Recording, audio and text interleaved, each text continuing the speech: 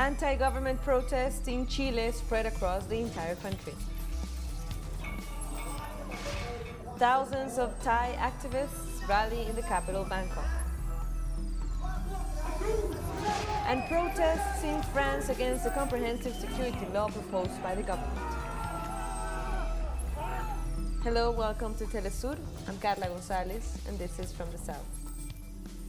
This Friday has been labeled as historic in Chile, where protests against the Sebastián Piñera administration have spread across the entire country, and police continue to repress demonstrators in the capital, Santiago. Thousands of members of different social movements and trade unions in the regions of Antofagasta, Atacama, Coquimbo, Valparaíso, Maule, Biobío, Araucanía, and Magallanes have peacefully mobilized to demand the resignation of President Piñera. They also reject the economic and social policies adopted by the Chilean government. Meanwhile, demonstrators continue to denounce the excessive use of force by the police and the use of toxic chemicals in water cannons used to disperse them.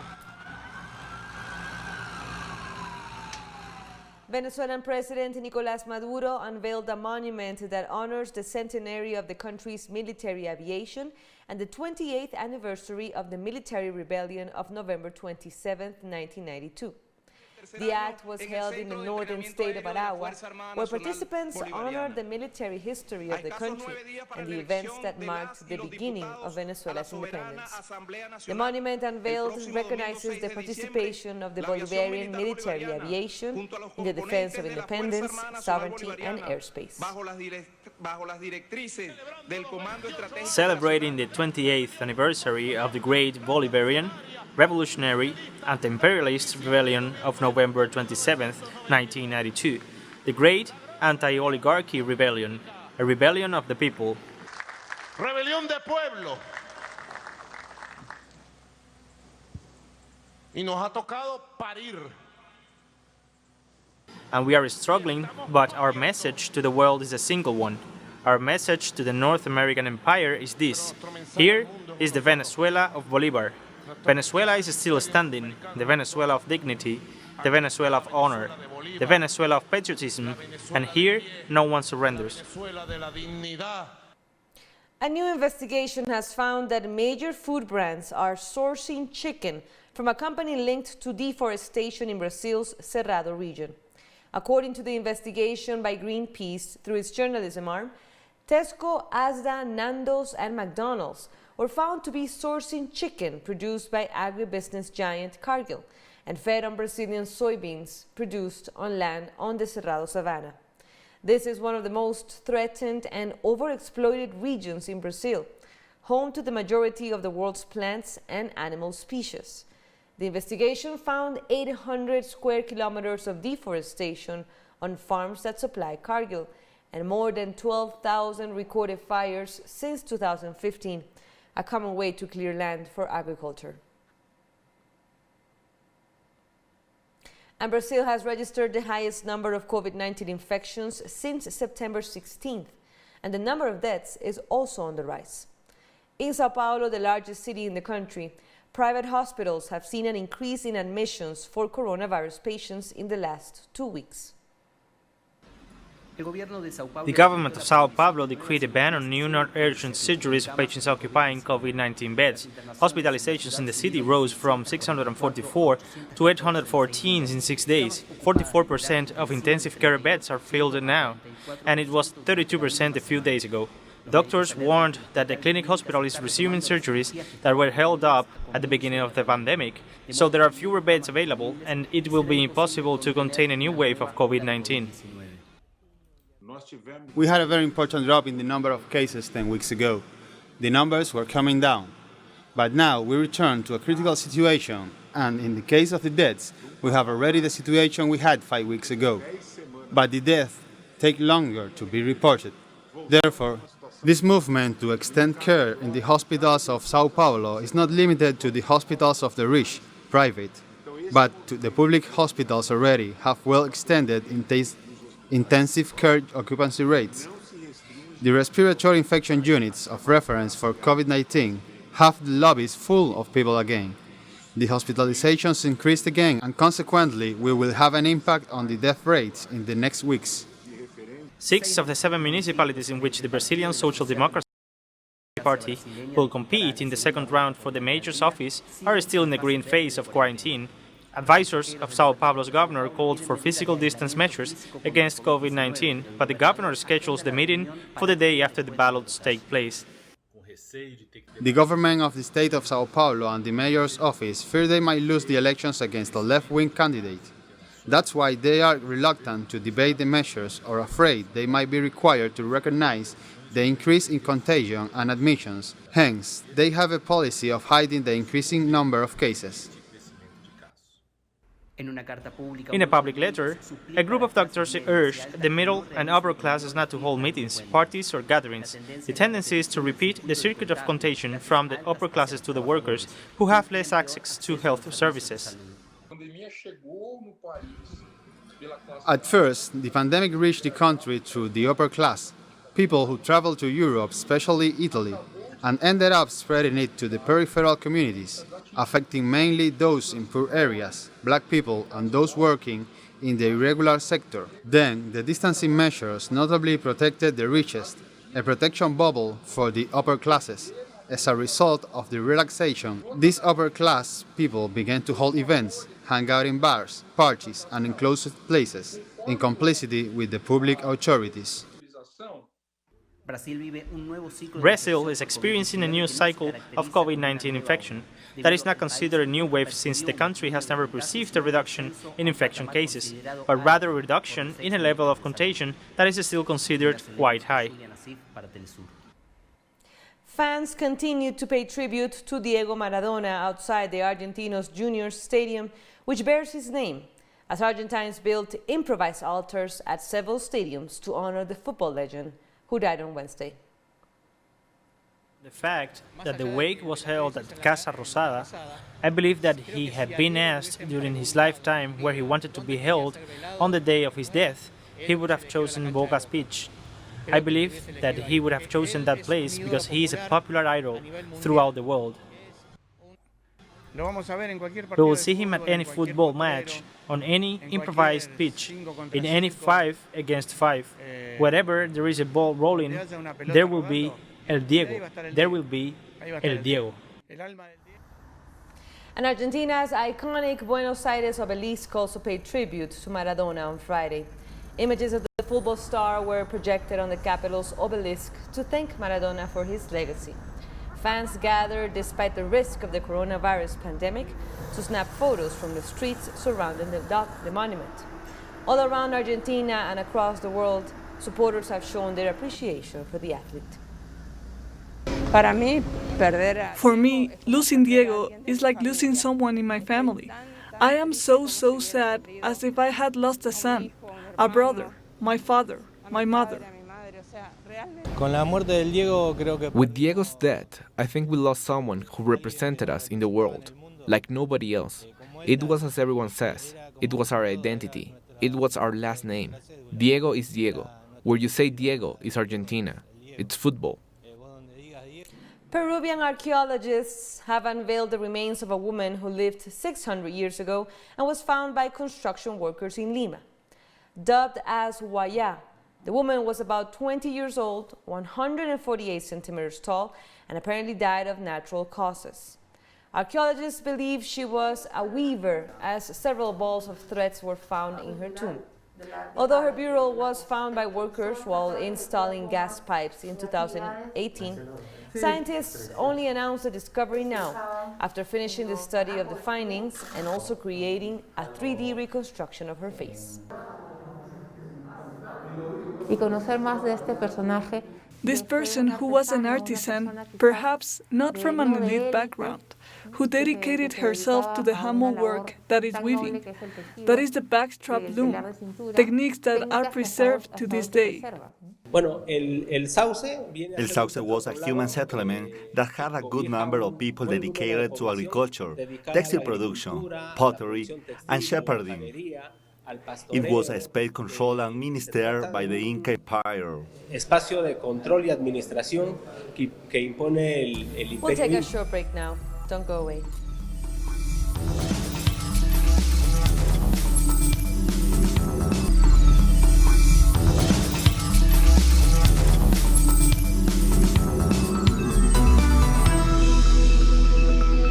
Welcome back. The World Health Organization has warned countries not to let their guard down, despite the coronavirus spread slowing, and advised that authorities scale up the measures in case of any potential resurgence. One of the messages we need to continue to say is even as case numbers are coming down, all countries need to remain vigilant. You've heard us say this before, but we really need to emphasize this again. Do not let your guard down. It is good to see the measures taking effect and transmission going down, but it is not time to let up. It's time to even scale up. So in situations where you're bringing this under control, it is time to scale up your public health infrastructure still. Work on making sure that you have adequate workforce to do active case finding, to conduct those tests, to use those tests strategically, as you heard us say many times, and the Director General emphasize again today, to work to have your health systems be ready for any potential resurgence. Scientists and public health experts with the U.S. Centers for Disease Control and Prevention will decide who will be first to get a coronavirus vaccine once an emergency authorization is granted. The CDC's Advisory Committee for Immunization Practices has scheduled an emergency meeting to discuss COVID-19 vaccines for next week. Healthcare workers are expected to be in this first group, along with nursing home residents. Advisors will also discuss how to monitor the progress. Several vaccines, among them one by Pfizer and Moderna, show encouraging rates of effectiveness in clinical trials.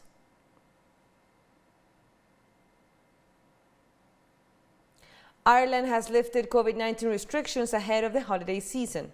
Under the new measures, all retail outlets, museums, galleries and libraries will be allowed to reopen under social distancing measures starting December. Are satisfied that this combination of new arrangements strikes a safe balance between maintaining the pressure on the disease and creating space for families, friends and loved ones to be together this Christmas. A Scottish university announced it will roll out mass COVID-19 testing for students before the end of the year. The University of St. Andrews will roll out the free tests for all students on Saturday. The tests are voluntary, but students have been advised to take them in order to avoid spreading the virus to their family or friends over the holidays. Students will be notified of the test results by email or text within 24 hours.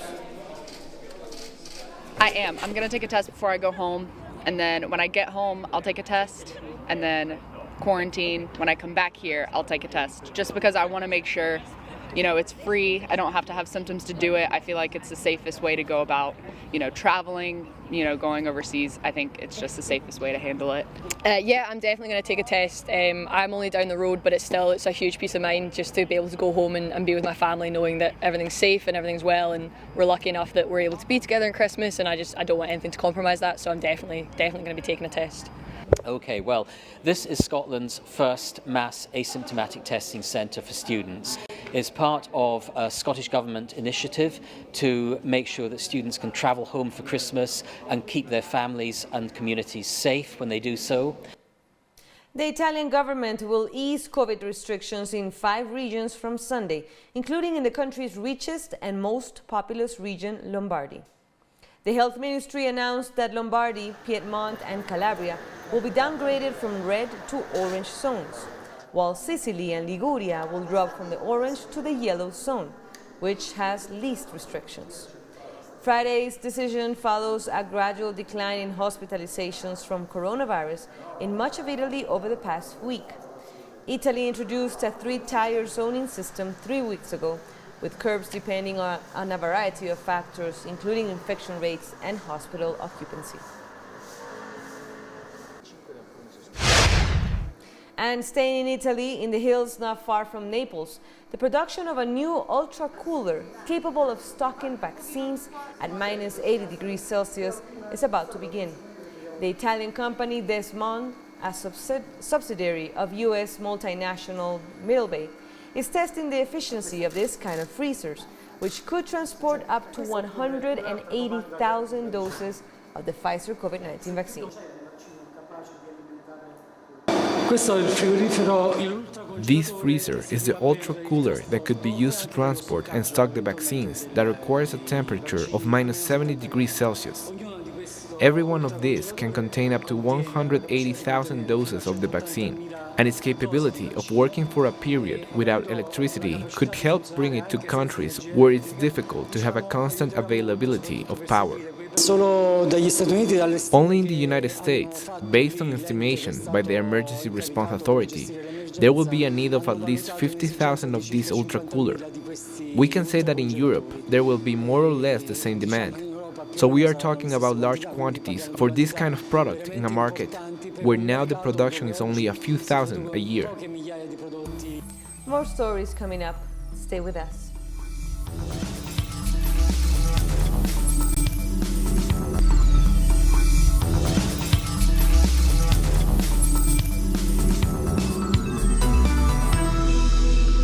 Thank you for joining us again. One of Iran's most prominent nuclear scientists was assassinated this Friday in a drive-by attack while traveling near Absard, a small city just east of the capital, Tehran. Scientist Mohsen Fakhrizadeh was killed in a targeted attack with gunmen using explosives and machine guns. He headed the Defense Ministry's Research and Innovation Organization. Foreign Minister Mohammad Javad Zarif condemned the killing as an act of state terror. He said on Twitter that there were serious indications of an Israeli role in the assassination. Zarif also called on the international community to end its double standards and condemn the terrorist attack. The wife of Fakhrizadeh has spoken to an Iranian state TV, saying that her husband's blood should not be spilled in vain. He was a scientist and at the same time a very kind and affectionate husband who loved his country. I plead to others to continue his path and not to let his blood go in vain. His path was very important for him and his blood was spilled for this path. Students of Iran's Basij paramilitary force have rallied in front of the foreign ministry in Tehran to protest the killing of Fakhrizadeh a day earlier near the capital.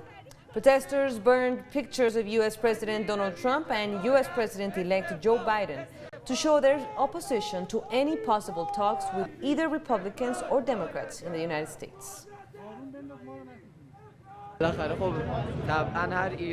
He worked for this country for 4 years.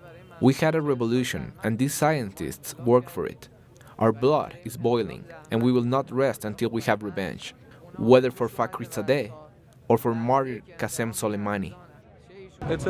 We believe that, in no decisive response, is given what may happen next will definitely be worse than this. These students and our friends who are here expect severe revenge.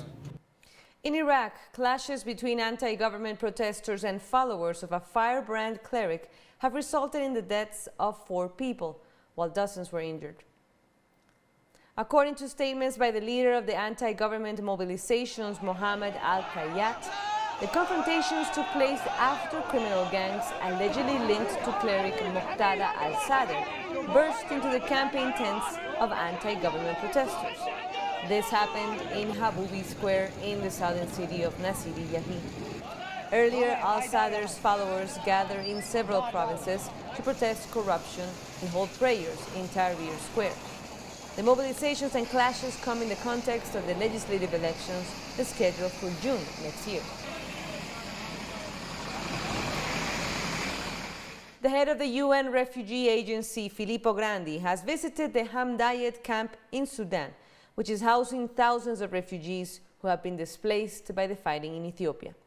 Since the start of the conflict, more than 40,000 refugees have poured into different camps across Sudan, stretching the capacity of the humanitarian agencies to provide shelter and other facilities. During the visit, Grandi assured the refugees that aid is being mobilized to alleviate their suffering. This Friday, the United Nations Refugee Agency sent a shipment of 32 tons of humanitarian aid to Sudan to assist Ethiopian citizens who have fled armed conflict in their country.